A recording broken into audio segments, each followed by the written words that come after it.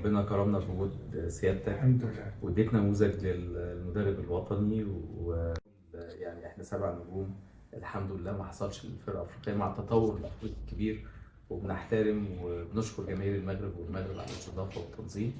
لكن ان شاء الله ربنا يوفقنا واولادك والمنتخبات، وان شاء الله كاس العالم بعد افريقيا يعني. والنهارده احنا طمنا جدا الحمد لله على صحتك يا كابتن حسن. الحمد لله احسن. وحللت لنا احنا ما بنخافش من حد، وخاصة لما تكون في كرة القدم. كرة القدم بالنسبة لنا حاجة كبيرة، حاجة عالية جدا جدا جدا. احنا دايما بنكن لها كل احترام، لأن احنا عارفين نفسنا كويس قوي، وعارفين نفسنا ان احنا وبنحترم المنافس بالظبط، ما بنخافش من حد، وبنحترم زي ما قال سيادة الوزير بنحترم المنافس. عشان كده هتلاقي ان احنا نازلين مش هممنا من حد.